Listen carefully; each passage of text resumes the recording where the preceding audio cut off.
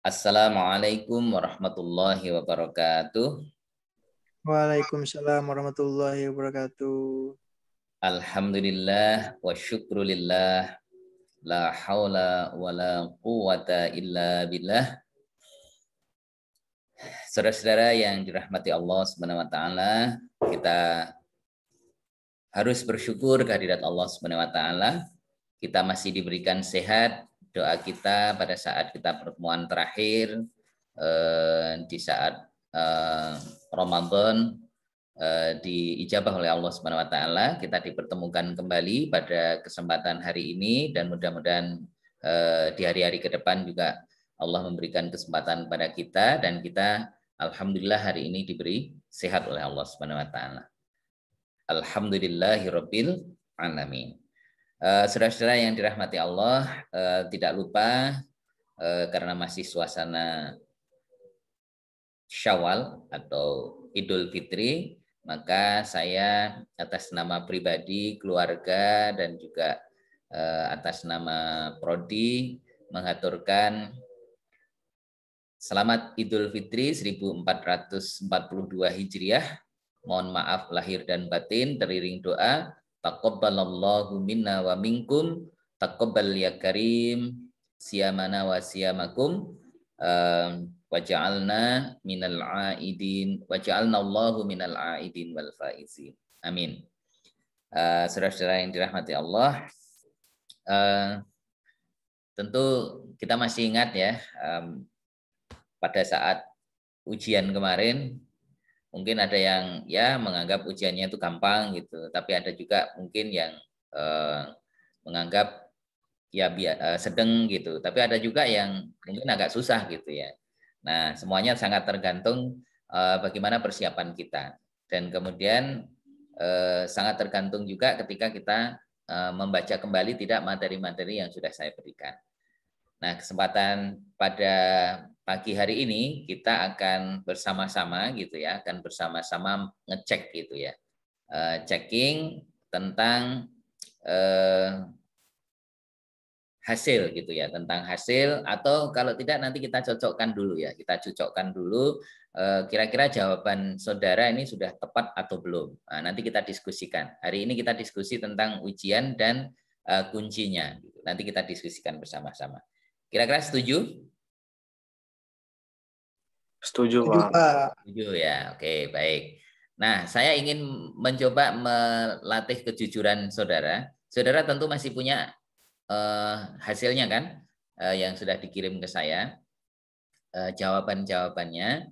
Nah, nanti kita akan cocokkan. Anda nanti betul berapa dan salahnya berapa. Nanti kita akan lihat gitu ya, biar fair gitu. Kita melatih kejujuran. Puasa kan mengajarkan kita jujur gitu ya. Nah, kita akan melatih kejujuran kita. Siapa tahu saya punya harapan saudara nanti betul semuanya ya. Amin, amin, amin gitu ya. Nah, jadi ini yang kita harapkan. Baik, saudara-saudara yang dirahmati Allah, saya sekali lagi juga ikut mengucapkan selamat ya. Kemarin yang sudah mudik diberikan sehat, keluarga juga sehat, dan bagi yang sudah ada kembali ke Jogja, alhamdulillah kita bersyukur dan tetap harus jaga protokol kesehatan, karena informasi terbaru sekarang ini yang sedang lagi viral gitu ya di media nasional itu daerah Ngaglik gitu ya, daerah Ngaglik kemarin itu satu dusun itu sampai terpapar sekitar 52-an gitu ya. Wah, itu termasuk fenomenal gitu ya, fenomenal gitu. Nah, oleh karena itu memang kita tidak boleh main-main, dan ada hal yang nampaknya memang perlu diberikan pemahaman yang benar gitu kepada saudara-saudara kita dan masyarakat kita. Jadi yang sudah diberi vaksin ya, diberi vaksin itu kalau biasanya ada pemahaman kalau sudah diberi vaksin itu terus kemudian merasa bebas gitu, merasa aman gitu. Sebenarnya tidak ya, jadi tidak terus begitu. Oleh karena itu tetap aja harus menjaga kesehatan, karena beberapa orang yang sudah divaksin memang justru malah kemudian terpapar. Disebabkan karena apa? Pertama, dia tidak hati-hati gitu ya. tidak hati-hati karena merasa setelah divaksin itu seolah-olah ya bebas, padahal tidak. Ya, jadi tetap aja kita harus menjaga. Hanya saja ketika sudah divaksin biasanya kalau terpapar itu jauh lebih cepat untuk proses penyembuhannya gitu. Jadi ini yang nampaknya pemahaman yang perlu diluruskan dari masyarakat bahwa ketika sudah divaksin itu sudah bebas, itu tidak. Ya, jadi semuanya tetap masih sangat mungkin terpapar. Bahkan mohon maaf, kemarin pimpinan universitas ada 2 orang di level rektorat, itu 2 orang sudah terpapar semua ya. Ya, Pak R1 dan WR3 itu kemarin sempat terpapar. Beliau kalau sosialisasi kepada yang lain, tolong jangan sampai punya tambahan gelar LC katanya. Apa LC itu? LC itu lulusan COVID katanya gitu ya. Jadi nah ini yang sehat maka hati-hati. Alhamdulillah UII sudah melaksanakan, meskipun saya sendiri secara pribadi belum gitu ya. Secara pribadi belum karena saya menunggu hasil dari screening dari Kementerian Agama terkait dengan bisa tidaknya ke Tanah Suci pada tahun ini. Nah, kemarin ada beberapa teman yang mau ikut di UII ternyata sudah diblok karena kita sudah terdaftar di Kementerian Agama, jadi agak khusus. Dan Arab Saudi nampaknya juga selektif di dalam memilih vaksin yang nanti akan direkomendasikan. Jadi Sinovac nampaknya tidak diterima oleh Arab Saudi gitu ya, sehingga vaksinnya ini nanti berbeda. Nah, apalagi di medsos sudah diinformasikan bahwa jamaah haji yang diberikan kesempatan pada tahun ini yaitu hanya 60.000 orang. Itu untuk seluruh dunia, baik itu dari Arab maupun dari luar Arab. Wallahu a'lam bishawab ya. Jadi apakah jamaah haji Indonesia termasuk saya bisa berangkat atau tidak, yang penting kita sudah kembalikan kepada Allah, kita pasrah kepada Allah. Kalau memang Allah memberikan terbaik, ya pasti berangkat. Tapi kalau umpamanya belum berangkat, ya insya Allah pasti masih diberikan kesempatan yang lain. Amin. Baik, saudara-saudara yang dirahmati Allah Subhanahu Wa Taala, saya izin share ya, untuk materi kita ya, yang materi ujian kemarin. Nah, sudah kelihatan? Belum, Pak. Masih load. Sudah. Sudah ya. Oke, ini saya besarin dikit deh.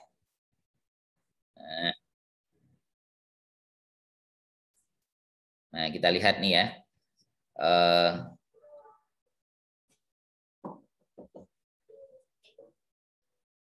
Kita lihat di sini.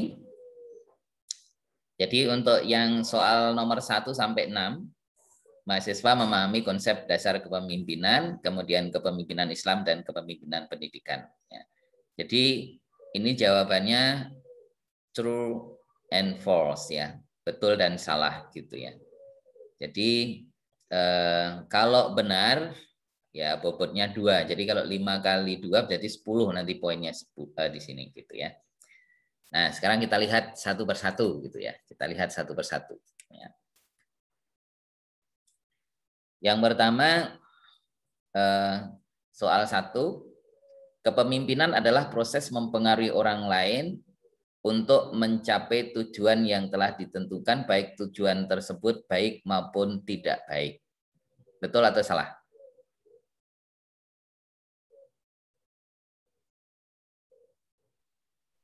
Halo? Halo, Pak. Ya, kepemimpinan itu proses mempengaruhi orang lain untuk mencapai tujuan yang telah ditentukan, baik tujuan tersebut baik maupun tidak baik. Betul, Pak. Kalau aku salah, Pak. Salah. Kenapa? Kalau yang betul kenapa? Harun dulu. Ya. Kalau pemimpin itu ya pasti bertujuannya yang untuk yang kebaikan lah, Pak. Oke. Ya. Kalau Mas apa Sunata, tadi? Pak.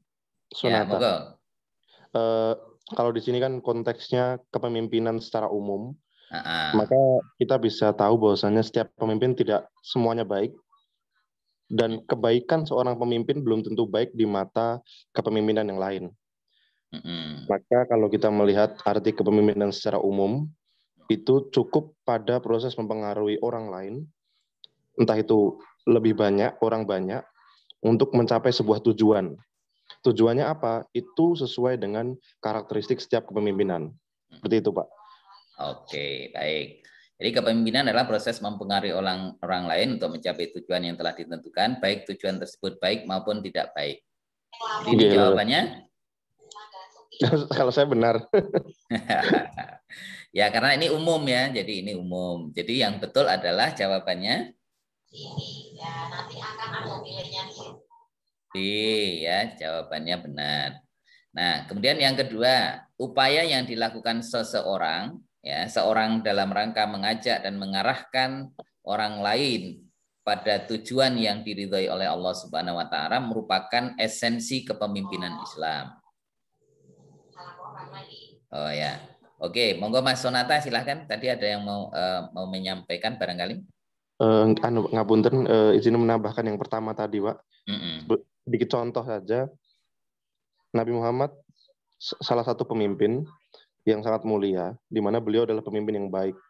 Namun di sisi lain, Adolf Hitler, dia juga merupakan pemimpin, walaupun dalam tanda kutip pemimpin yang negatif. Nah, ini sama sesuai dengan definisi yang Bapak berikan di nomor 1. Seperti itu, Pak. Terima kasih. Oke, ya. Ini yang pertama umum ya. Jadi kalau umum itu pokoknya intinya mempengaruhi orang lain untuk mencapai tujuan itu adalah kepemimpinan gitu ya. Nah, itu esensi kepemimpinan dari secara umum gitu. Nah, maka jawabannya adalah B ya. Jawabannya B. Kemudian yang kedua, upaya yang dilakukan seseorang dalam rangka mengajak dan mengarahkan orang lain pada tujuan yang diridhoi oleh Allah Subhanahu wa taala merupakan esensi kepemimpinan Islam. Betul atau salah? Halo? Nah, betul, yang kedua adalah betul ya. Jadi yang pertama B, yang kedua B.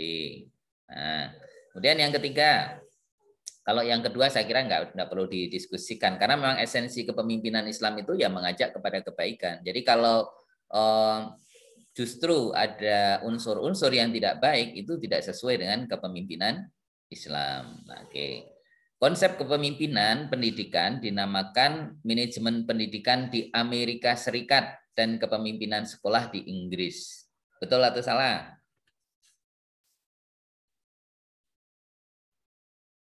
Halo. Salah, Pak. Salah ya. Yang benar gimana?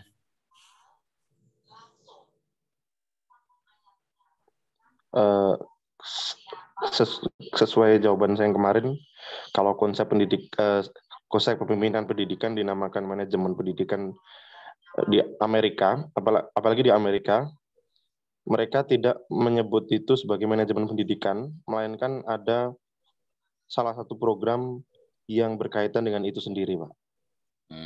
Makanya kemarin mohon maaf waktu mengerjakan saya kasih note di bawah karena kalau cuman menulis benar salah takutnya keliru. Ya, oke, baik. Terima kasih Mas Sonata. Yang lain, saya ingin dengar dari yang lain. Konsep kepemimpinan pendidikan dinamakan manajemen pendidikan di Amerika Serikat dan manajemen sekolah di Inggris. Betul atau kebalik? Halo.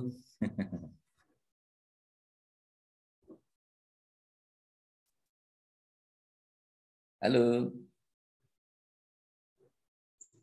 Dijawab ya.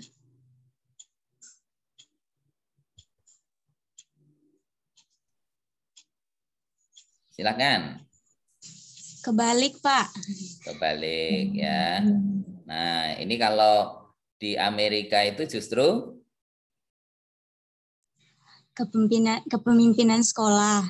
Kepemimpinan sekolah. Sedangkan kalau di Inggris manajemen pendidikan. Manajemen pendidikan. That's right. Jadi apa yang disampaikan Mas tadi siapa? Mas Sonata juga betul dan secara esensial juga seperti itu ya. Jadi itu nih ya. Ini contoh nih tak kasih hasilnya ya. Jadi seperti itu.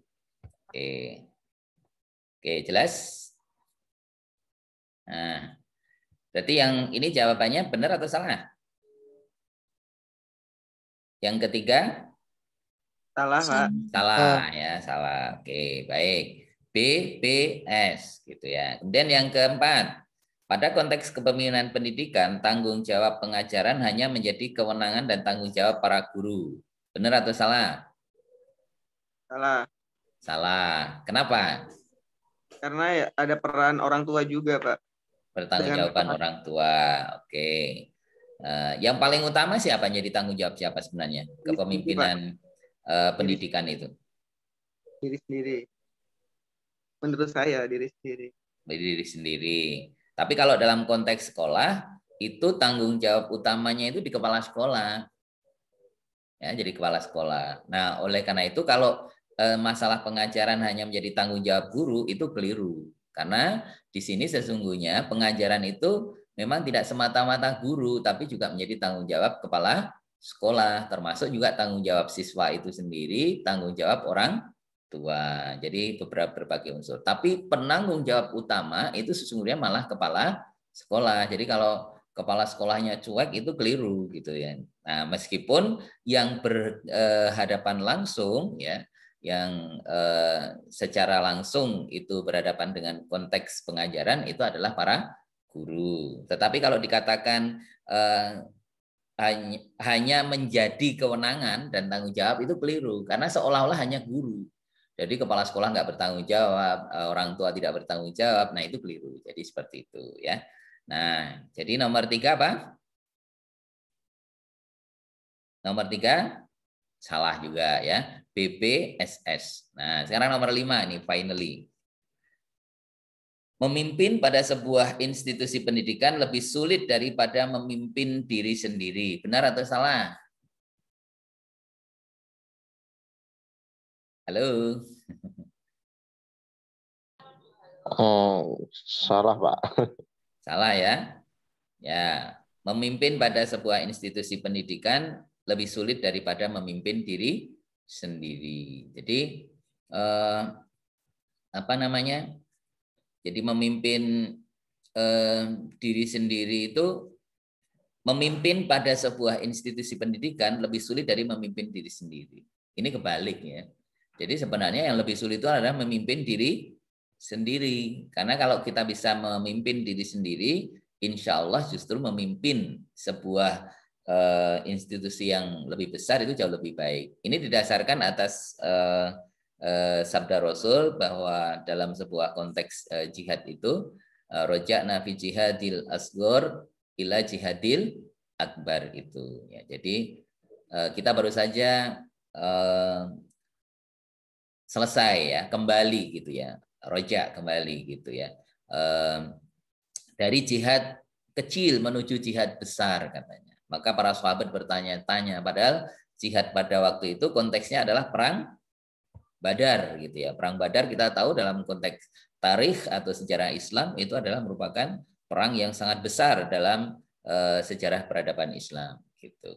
Tetapi dikatakan oleh Rasul itu adalah perang kecil gitu. Maka para sahabat bertanya, lalu apa wahai Rasulullah yang dimaksud dengan jihadil akbar itu? Wahia jihadin nafs, ya, jihadun nafs gitu ya.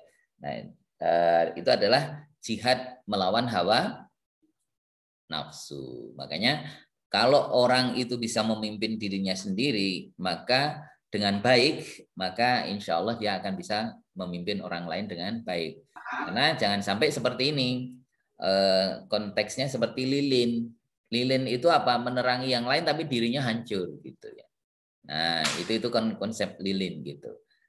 Seolah-olah menerangi yang lain tapi dirinya sendiri hancur. Artinya sebisa mungkin ketika kita menerangi itu adalah kita sudah bisa settle dulu sehingga menerangi yang lain itu akan menjadi lebih kuat gitu. Jadi gambarannya seperti itu ya. Jadi memang yang lebih sulit itu adalah memimpin diri sendiri, sedangkan memimpin yang lain ketika kita sudah terbiasa memimpin diri sendiri dengan baik, maka insya Allah memimpin dimanapun itu akan menjadi lebih baik. Karena apa? Kita sudah terbiasa mengendalikan diri, menahan berbagai hawa nafsu. Kepentingan pribadi harus dikalahkan dengan kepentingan umum gitu dan seterusnya. Jadi seperti itu.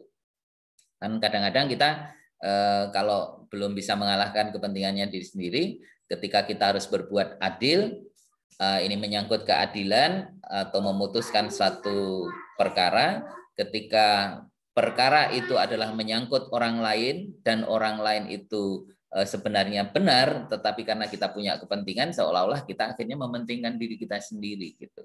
Yang terjadi sekarang kan seperti itu ya. Nah, oleh karena itu kita tidak boleh seperti itu. Maka kita harus dahulukan kepentingan yang lebih besar, yang lebih mengandung kemaslahatan. Dan itu telah dicontohkan oleh junjungan kita Nabiullah Muhammad Sallallahu Alaihi Wasallam. Bagaimana ketika beliau mau meninggal, 3 kalimat terakhir ya di dalam kalimat yang terucap sebelum beliau mengalami sakaratul maut kan, ummati, ummati, ummati sampai 3 kali itu. Nah ini salah satu contoh. Jadi yang ketiga apa? Yang kelima salah juga ya.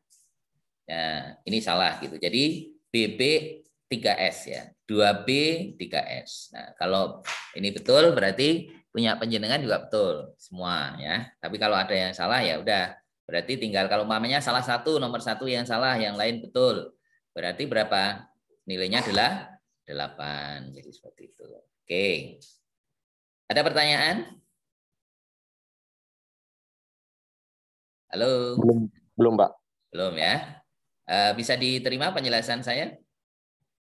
Insya Allah bisa. Oke, baik. Kemudian kita lanjut ya. Yang ke-6 ya, soal nomor 6 sampai 8. Ini mahasiswa memahami dengan benar prinsip dan kriteria kepemimpinan pendidikan. Ya. Jadi setiap poin itu bobotnya 6. Jadi kalau nanti ini benar, berarti 3 kali 6, 18 ya. Jadi poinnya 18. Baik, nomor 6 sekarang.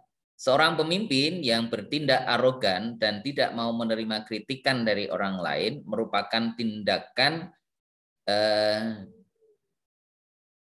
dengan bertentangan dengan prinsip. Ya, ini mohon maaf nih soalnya. Merupakan tindakan yang bertentangan dengan prinsip. Nah, ini apa? Jadi seorang pemimpin yang arogan, tidak mau menerima kritikan dari orang lain, ini kira-kira lebih bertentangan dengan apa? Al-musawwah, at-ta'adudiyah, kemudian al-adalah, atau asyura? Asyura, Pak. Asyura. Alasannya? Karena dari prinsip kepemimpinan Asyura mengedepankan musyawarah dan penerimaan berbagai pendapat. Oke, baik. Terima kasih, Mas Sonata. Yang lain? Sama, Pak. Asyura. Asyura. Oke. Ada yang jawab yang lain? Yang Putri? Ada Mbak Nisa, ada Mbak Rika, ada Mbak Beta. Nah, mana nih yang Mbak Triska? Asyura, Pak, saya. Asyura, Pak. Ya. Yang lain? Jadi seorang pemimpin yang arogan. Ini lebih kepada, nah ini memang butuh analisis yang tajam di sini nih. Jadi ini butuh analisis yang tajam dan tidak mau menerima kritikan dari orang lain. Nah, orang yang arogan dan tidak mau menerima kritikan orang lain itu kriteria pemimpin yang apa kira-kira? Yang zalim ya? Yang apa, Pak? Betul kan? Sombong, Pak. Ya, Sombong. ya, sombong. Artinya itu adalah bentuk yang tidak seharusnya ya dari seorang pemimpin. Artinya pemimpin itu tidak proporsional karena pemimpin itu harus seorang yang apa? Adil. Adil gitu. Seorang yang adil. Nah, oleh karena itu kalau dia itu arogan ya, kemudian tidak menerima kritikan orang lain, itu kan merupakan ciri dari bahwa pemimpin itu adalah pemimpin yang zalim kan gitu. Nah, oleh karena itu ya ciri pemimpin yang zalim itu kalau dia tidak, akhirnya apa? Dia pasti nanti dampak berikutnya itu dia tidak mau mendengar orang lain, tidak mengindahkan orang lain, nah, dan seterusnya. Nah, oleh karena itu apa? Sikap zalim tadi lawannya adalah, jelas kan? Apa kira-kira? Asyura atau al-adalah? Al-adalah. Al-adalah. Disinilah letaknya.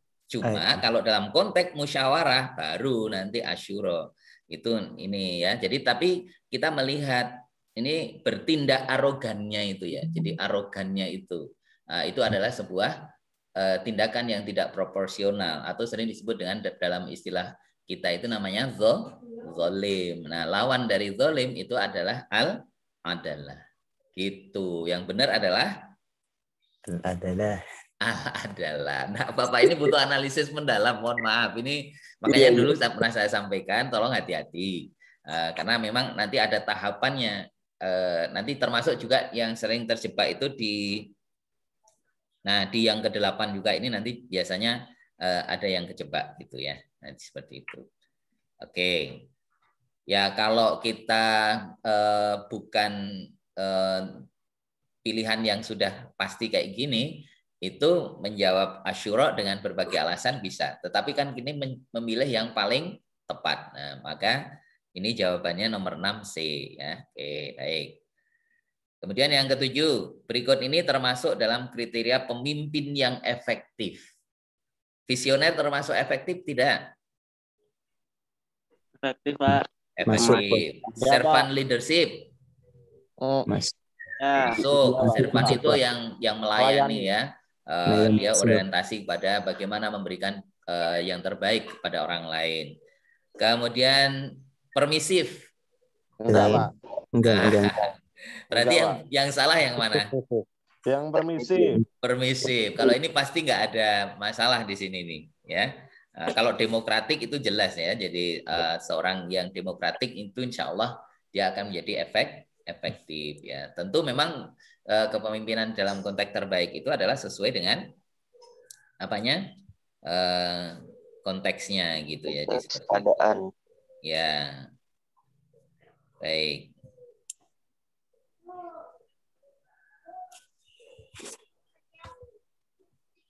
Oke, baik. Ya. Kemudian yang ke-8. Apa langkah yang seharusnya saudara lakukan terhadap pemimpin sekolah yang bertindak sewenang-wenang dan arogan dalam menjalankan kepemimpinan? Ini di sini ada sebuah proses. Ada sebuah proses. Yang pertama adalah menegur melalui orang yang disegani. Kemudian cuek saja. Kemudian B, melaporkan ke pihak yang berwenang. D, mengikuti agar tetap aman. Biasanya jawabannya antara A dan B. Ingat bahwa ini dalam sebuah institusi. Nah, jawaban yang tepat apa kira-kira? A atau B? Apa ya? Mungkin kalau tidak punya jabatan A. Kalau udah punya jabatan mungkin bisa B, Pak. Ya. Jadi kalau kita dalam satu institusi, karena itu institusi itu kan ada konteksnya nanti internal dan eksternal. Rasulullah mengajarkan kalau itu urusannya pribadi itu kalau bisa jangan keluar kan, begitu ya. Oh iya. Betul nggak? Menyelesaikannya secara internal. Kalau melaporkan ke pihak berwenang itu kan berarti sudah keluar kan? Iya. Iya, maka yang paling tepat adalah menegur melalui orang yang disegani dulu. Kalau itu mentok, yang terbaik itu kalau ada pilihannya ya kita berani menegur secara langsung. Tapi kalau umpamanya kita tidak bisa, maka kemudian melalui orang yang paling disegani. Nah, itu kan masih di internal. Nah, kalau itu sudah nggak mempan, baru itu laporkan ke pihak yang berwenang. Nah, ini kan ada proses di sini. Nah, itu butuh analisis. Makanya di sini kita sederhana, tapi sebenarnya di sini itu perlu kecermatan ya, perlu kecermatan. Jadi jawaban yang paling tepat itu adalah ya, kita abaikan C dan D ya. Nah, itu kalau mengikuti agar tetap aman itu saya kira itu bukan solusi ya. Konteks kepemimpinan bukan ininya ya. Atau cuek saja itu main aman Pak, main aman. Iya. Ya. Main aman. Gitu ya. Oke ya. Jadi jawabannya apa tadi? C A ya, CCA. Baik. Sekarang lanjut ke berikutnya. Di pertanyaan nomor 9 sampai 11. Ini sama ya, bobotnya sama gitu. Sekarang slogan yang dikemukakan oleh Peter Drucker yaitu doing the right thing ya. Doing the right thing merupakan konsep penting dalam bidang. Ini harus hafal ini mestinya. Leadership, Pak. Doing leadership. Betul? Ya nggak tahu, Pak. Doing right things, doing things right. Iya, Pak. Kalau manajemen itu doing the things right kalau nggak salah. Kalau yang leadership ya doing the right thing. Nah, ini masih ada keraguan kan? Nah, sekarang kita lihat. Ini supaya kita tidak apa namanya? Ini apa? Jadi ini tentang hubungan antara manajemen ya. Nah, manajemen dengan kepemimpinan. Nah, ini biar semuanya jelas gitu ya. Kelihatan nggak di sini? Nah ini doing thing right apa? Manajemen. Muncul nggak ini di tampilan? Belum Pak, belum kegeser, masih di soal ini Pak. Oh masih di soal ya, oke. Nah, sekarang coba dulu nih ya. Ini screen share ya. Nah, ingat nggak? Kalau doing thing right apa? Nah, kelihatan Pak. Manajemen, manajemen. Tapi kalau doing the right thing, leadership. Nah, tadi soalnya apa? Doing the right things. Doing the right thing. Ya, kita lihat ya. Kita lihat sekarang.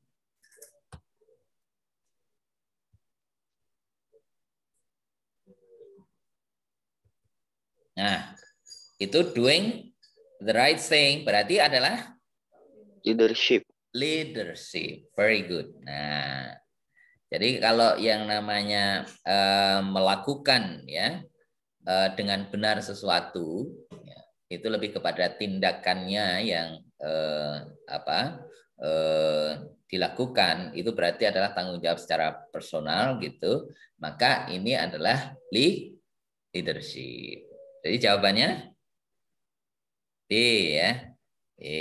Nggak apa-apa. Ini memang butuh kecermatan kok di sini ini. Nah, kemudian yang berikutnya, leadership memiliki keywords sebagai cirinya. Satu kunci utamanya adalah, nah ini lanjutannya gitu. System, structure, people, and authority. Leadership itu lebih kepada kuncinya pada apa? Halo? Oh, orang. Leadership itu kepada orang. Ngelek, Pak. Maaf. Kalau sistem, structure, itu lebih kepada manajemen. Iya itu, Pak. Iya. Jadi kata kuncinya itu people. Nah, nanti tindak lanjut berikutnya itu authority. Ya. Tapi utamanya keywords-nya itu pada people-nya. Ya, jadi pada orangnya. Karena leadership itu lebih menunjuk pada ini people gitu ya, orang. Oke. Yang berikutnya yang nomor 11, outcome ya. Ya, dari kepemimpinan selain pengambilan keputusan adalah maintain stabilitas. Maintain stabilitas itu kira-kira lebih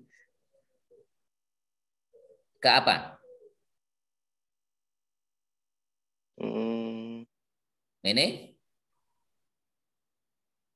Manajemen ya. Iya, Kalau manajemen. stabilitas ya, itu manajemen. Kemudian problem solve Sama. Kreativitas sama. Yang menjadi kunci outcome dari kepemimpinan itu apa? Perubahan. Pernah berkali-kali saya sampaikan. The leadership is change gitu ya. Jadi leadership is change. Is a change gitu. Kepemimpinan itu perubahan. Jadi kalau tidak ada perubahan berarti mungkin kepemimpinan itu dipertanyakan. Tentu yang dimaksudkan perubahan itu adalah perubahan dari yang sudah baik menjadi lebih baik, dari yang tidak baik menjadi baik. Jadi seperti itu. Itu harus ada seperti itu. Maka kalau dalam sebuah kepemimpinan kok kemudian sudah baik menjadi lebih tidak baik ya, atau lebih buruk, nah itu menjadi masalah gitu. Nah, makanya di sini adalah harus ada perubahan. Jadi kepemimpinan itu sehingga kita bisa menilai seberapa keberhasilan itu dilihat dari perubahan yang terjadi. Ya, tentu perubahannya itu adalah progres ya. Jadi ke arah yang lebih baik, maju bukan back gitu ya, bukan kembali ke belakang gitu. Jadi seperti itu. Oke, berarti kunci nomor 11 adalah B. Berarti tadi apa? B, C, B. Nah, sekarang yang berikutnya ini sama ya, tentang bobot sama. Nomor 12 sampai 14. Bidang sumber daya manusia, sumber pembelajaran, sumber fasilitas dan finansial merupakan kajian bidang utama, kajian utama bidang manajemen. Administrasi. Ya, betul. Administrasi. Iya kan? Sedangkan peningkatan kualitas pendidikan dan penjaminan kesuksesan akademik melalui proses, materi, training bidang Apa itu? kepemimpinan loh. Kan definisinya udah jelas loh. Parman. 5. Ya, yang pertama apa tadi? Manajemen. Yang kedua? Kepemimpinan. Administrasi. Yang ke-14? Administrasi. Udah tahu ya, udah hafal gitu ya. Ya. Sedangkan proses memperoleh dan mengalokasikan sumber-sumber ya untuk mencapai tujuan pendidikan yang telah ditetapkan merupakan kajian dari bidang administrasi pendidikan. Apa bedanya dengan bisnis pendidikan?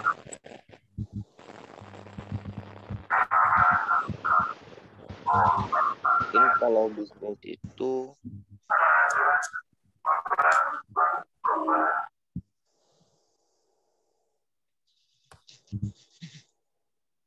Oke, jadi intinya itu ya.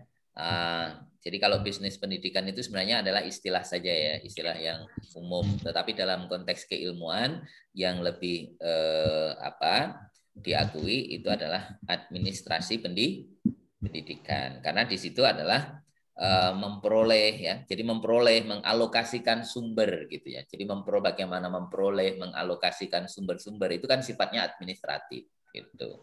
Nah, jadi kemudian bagaimana kemudian pengelolaan SDM-nya, sumber pembelajarannya, fasilitasnya, finansialnya, itu manajemen. Nah, sementara dari sumber-sumber ya, perolehan dan juga alokasi sumber-sumber tadi untuk menjamin kesuksesan akademik, kemudian materi, training yang menyangkut bagaimana di situ peran orang, nah itu adalah leadership atau kepemimpinan pendidikan. Ya, insya Allah mungkin kalau di sini nggak ada yang banyak yang salah ya, banyak benarnya di sini.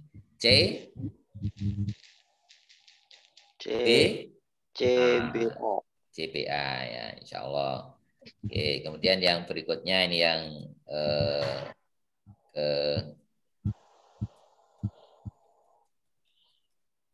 terakhir ini yang terakhir.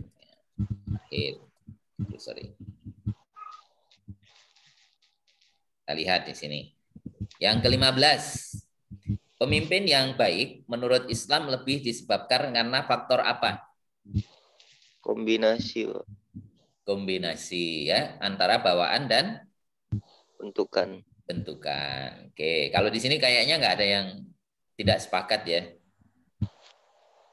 Ya, jadi kalau dalam Islam itu kan mengakui bahwa kullu mauludin yuladu alal fitrah fa abawahu yuhawidanihi au yunasiranihi au yumajisanihi. Jadi seperti itu. Nah, jadi artinya apa? Islam itu mengakui faktor nature, native, bawaan dengan faktor lingkungan gitu ya. Jadi kedua-duanya itulah yang akan sangat menentukan. Meskipun secara alamiah bahwa manusia lahir itu sudah membawa potensi gitu ya. Jadi seperti itu. Tetapi potensi itu bisa saja berkembang atau bisa saja tenggelam. Itu sangat tergantung bagaimana di lingkungannya itu ya. Faktor besarnya lingkungan. Meskipun kadang-kadang porsinya itu bisa saja faktor bawaannya lebih menentukan gitu ya. Tapi kombinasi keduanya itulah yang sangat menentukan dalam konteks Islam. Gitu. Oke, nomor 15 saya kira sudah jelas D. Kemudian kepemimpinan yang baik dapat diperoleh dari orang lain. Ya, jadi kepemimpinan yang baik dapat diperoleh dari orang lain. Proses belajar dari orang lain yang dimaksud itu lazim disebut apa? Jadi proses belajar dari orang lain. Belajar dari orang lain. Pendidikan, Pak. Pendidikan. Oke. Pendidikan. Ada yang menyebut pendidikan. Pelatihan. Pelatihan. Pengalaman. Pengalaman. Jelas bukan otodidak. Kalau otodidak ini bukan ya. Ngomong dari orang lain kan. Yang jelas jawaban D jangan dilirik ya. Jadi ada 3. B, A, C. Nah, pelatihan itu kan kepemimpinan yang baik dapat diperoleh dari orang lain. Artinya kita bisa belajar dari orang lain. Ya, yang sudah punya reputasi itu adalah orang lain. Nah, maka kita bisa belajar dari orang lain itu. Nah, oleh karena itu di sini apa? Lebih kepada pengalaman, pendidikan atau pelatihan? Pengalaman. Nah, ini butuh analisis memang. Kalau ini kan ada proses membimbing, mengarahkan ya, melatih, ya proses transfer gitu ya. Nah, itu pendidikan. Ya, ada transfernya. Tapi kalau sekedar belajar dari orang lain, ya belum tentu kita mengalami. Tetapi kita bisa belajar dari orang lain. Orang lain mengalami kegagalan disebabkan karena ini, gitu ya. Nah, ngambil hikmahnya. Ya, jadi lebih apa namanya? Pengalaman. Pengalaman. Ya. Pengalaman itu berarti apa? Apakah kita pasti selalu mengalami? Tidak. Tidak. Tapi itu sebuah proses belajar tidak? Iya, bisa. Iya.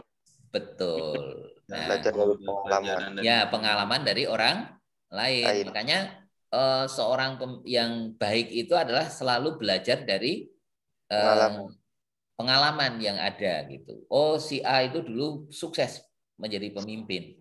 Padahal kita belum pernah melakukan itu, tetapi bagaimana dia memimpin kita pelajari ya.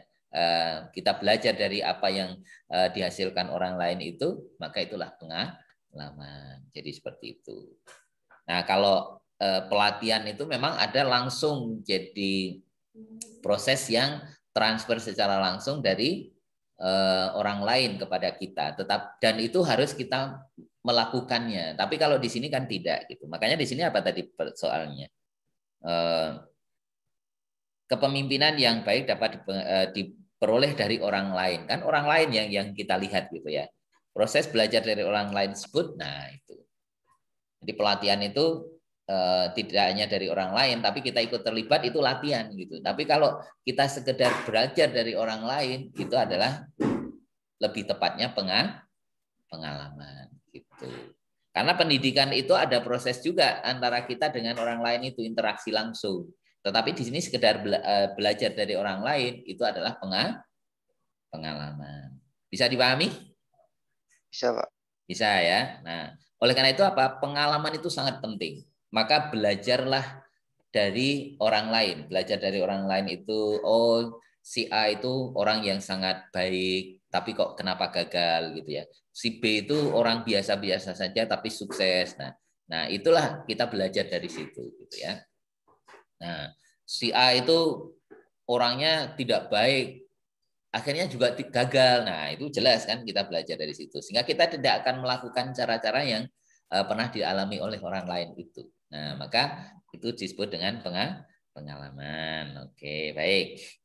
Kemudian yang ke-17, servant leadership in school menjadi tanggung jawab dari para guru, kepala sekolah, administrator sekolah, komite sekolah. Mana nih? Servant leadership, kata leadership itu sudah menjadi kunci kan?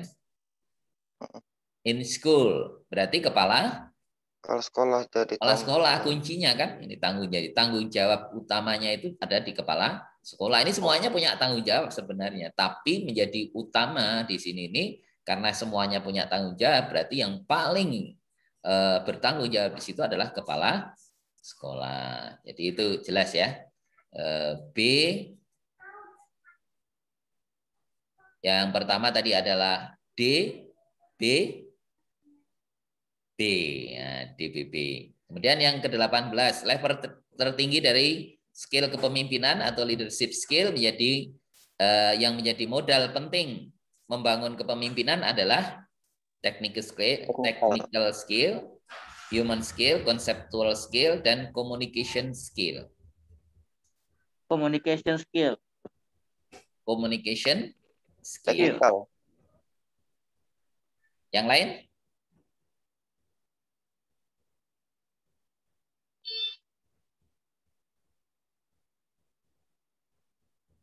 Di sini level tertinggi dari skill kepemimpinan ya, skill kepemimpinan. Dulu saya sebutkan berapa? Ada 3, Pak. Ada 3. Technical, human, dan conceptual.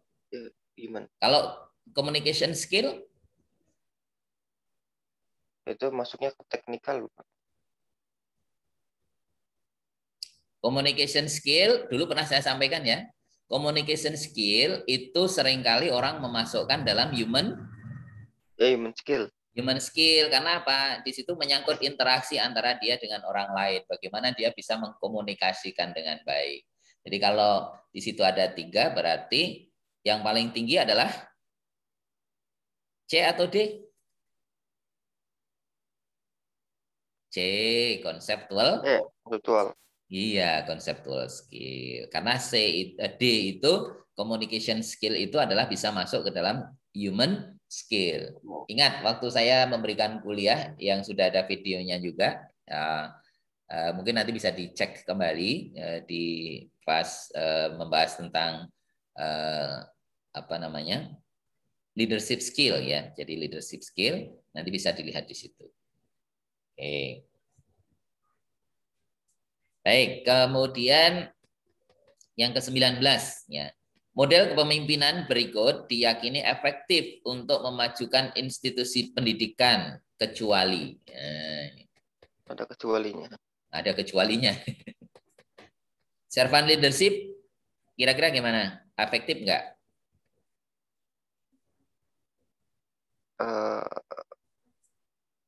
Ada plus minusnya sih, Pak. Ya, servant leadership itu adalah salah satu memang yang sudah diyakini itu sebagai bentuk dari pendukung efektif school gitu ya, efektif school atau sekolah yang efektif ya, atau efektif leader gitu ya, pemimpin yang efektif. Nah, prophetic jelas ya. Kemudian transformasional itu juga iya, karena transformasional itu kan ada proses bagaimana seorang pemimpin itu memberikan arahan, instruksi ya kepada orang-orang yang ada di level kepemimpinannya. Nah, kalau yang tidak efektif itu yang paling ini otoritarian. Artinya kalau otoritarian itu otoriter gitu. Itu bisa jadi efektif dalam konteks tertentu, tapi untuk jangka panjang tidak efektif. Contoh apa? Adolf Hitler. Itu dulu di zaman dia itu, wah tidak ada yang bisa ini. Dia sangat hebat menaklukkan beberapa orang gitu. Tapi di sisi lain, akhirnya karena banyaknya musuh, akhirnya ya runtuh juga gitu ya. Jadi ya, seperti itu. Ini contoh yang ada gitu. Nah, seperti contoh yang sekarang ini otoriter itu mana pemimpin yang otoriter, kepemimpinan? Korea Utara kan? Korea Utara kan juga tinggal menunggu waktu kan itu. Diktatornya itu. Kalau itu pemimpin itu sudah habis, sekarang aja sudah banyak ini ya. Sudah banyak apa nih? Kubu-kubu. Bahkan termasuk juga Israel gitu ya. Sekarang kan lagi hancur ya. Dulu kan otoriter betul di situ. Nah, sekarang sudah ini ya, menteri-menterinya pada mundur dan seterusnya karena memang sudah nggak betah lagi gitu ya, selalu harus dikendalikan dan seterusnya.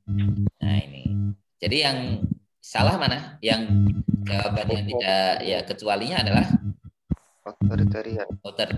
otoritarian leadership. Oke, baik. Kemudian awareness, consciousness gitu ya. Merupakan modal yang sangat penting dalam membangun kepemimpinan yang baik. Argumen tersebut berhubungan erat dengan jadi seorang pemimpin itu kita harus memang punya aware gitu ya, harus punya kesadaran gitu ya, keterpanggilan gitu ya. Maka ini argumen ini hubungannya dengan apa? A, fitrah manusia sebagai pemimpin, maka pemanfaatannya terserah masing-masing individu. Benar atau salah? Salah, Pak. Salah, nanti terus jadi saenake dhewe gitu ya. Tidak sesuai. Ya, tidak ada awareness-nya gitu. Karena kita punya tanggung jawab kan di sini ya. Oke. Kemudian pemimpin bebas menentukan arah kepemimpinan sesuai keinginannya. Ini juga nanti intinya menjadi liar, arogan kan gitu. Kemudian yang berikutnya, kepemimpinan merupakan manifestasi tanggung jawab kepada Allah Subhanahu wa Ta'ala. Benar atau salah? Benar, Pak. Benar. Yang ke D kita lihat dulu. Kepemimpinan hanya terkait dengan institusi formal dan tidak ada kaitannya dengan tanggung jawab personal. Benar atau salah? Salah, Pak. Kurang. Salah. Berarti yang betul C. Ya, oke. Baik, berarti nomor 20 C, nomor 19 D, nomor 18 C, nomor 17 B, nomor 16 B, nomor 15 D. Ya. Oke, kita lihat lagi. Kemudian nomor 14 A, nomor 13 B, nomor 12 C ya. Kemudian nomor 11 apa? B, nomor 10 C, ya, nomor 9 nomor 9 tadi apa? Leadership B. Doing the right thing.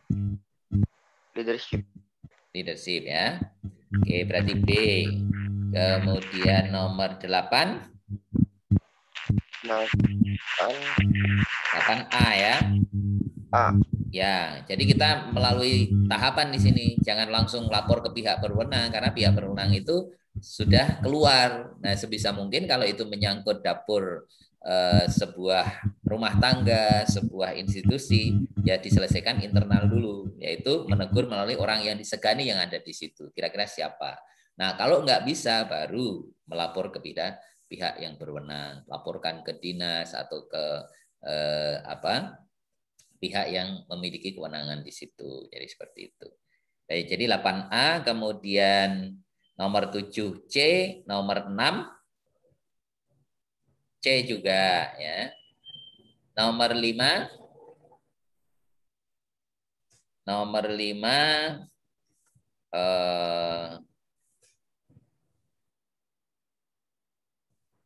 S, nomor 4 S, nomor 3 S, nomor 1 dan 2 B. Nah, sekarang saya tanya, ada yang betul semua? Enggak, Pak, kayaknya. Enggak ada. Enggak apa-apa. Tenang saja. Ya. Ya, nanti ini saya ini sudah saya rekam ya. Jadi insya Allah nanti saya berikan. Kemudian nanti bisa dicek lagi. Nanti tinggal dilaporkan ya, dilaporkan masing-masing. Dan kemudian saya informasikan, enggak usah khawatir dengan nilai, pokoknya semuanya yang penting nanti tetap apapun benar berapa, dapat berapa, enggak dipermasalahkan. Tapi tetap nanti itu proses itu akan saya berikan. Yang penting nanti pada proses yang terakhir. Apa proses terakhirnya? Proses terakhir adalah berupa penyusunan video presentasi. Sudah ada yang siap? Belum, Pak. Masih baca-baca. Lagi ini ya. Pertemuan berikut nanti tolong ya, tolong bisa segera disiapkan. Jadi untuk apa namanya? Untuk membuat video karena pertemuan berikut nanti sudah mulai presentasi ya.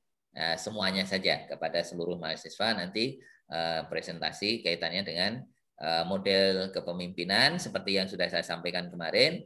Pilih salah satu model, terangkan model itu, kemudian kelebihannya apa, kekurangannya apa, kemudian tepat untuk diterapkan dalam kondisi seperti apa. Ya, jadi seperti itu. Nah, baik. Saya kira itu materi hari ini. Kalau ada pertanyaan dipersilakan, monggo silakan. Pak, mohon maaf, izin bertanya. Yang terkait itu yang tadi tugas presentasi itu berarti kita bikin video lagi ya, Pak? Ya, video masing-masing ya, sendiri-sendiri. Sendiri-sendiri ya. Maksimal kan kemarin udah saya kasih durasinya 10 menit ya, 10 menit aja lah, nggak apa-apa, nggak usah panjang-panjang. Nanti kalau umpamanya mau lebih ya monggo, tapi saya mengantisipasi supaya nggak terlalu panjang. Yang paling penting adalah nanti bagaimana esensi saudara memberikan argumen, menerangkan dengan baik itu. Karena presentasinya nanti akan yang akan saya nilai itu adalah dari situ. Oke ya, jadi seperti baik, itu. Pak. Baik. Terima kasih. Sama-sama. Nah, saya kira sudah cukup ya untuk pertemuan hari ini. Terima kasih atas atensinya. Insya Allah nanti pada hari Khamis yang akan datang, saya tunggu nanti presentasi dari saudara-saudara semuanya. Atas perhatiannya saya ucapkan terima kasih. Mudah-mudahan selalu diberi sehat oleh Allah Subhanahu wa taala, diberikan berbagai perlindungan, kemudahan dan kesuksesan di kemudian hari. Amin ya rabbal alamin. Baik, mari kita akhiri, kita tutup dengan tahmid dan doa penutup majelis. Alhamdulillahirabbil alamin. Subhanakallahumma wa bihamdika asyhadu an la ilaha illa anta astaghfiruka wa atubu ilaik. Assalamualaikum warahmatullahi wabarakatuh. Waalaikumsalam warahmatullahi wabarakatuh. Wabarakatuh. Terusun, Pak. Sami-sami. Makasih Pak.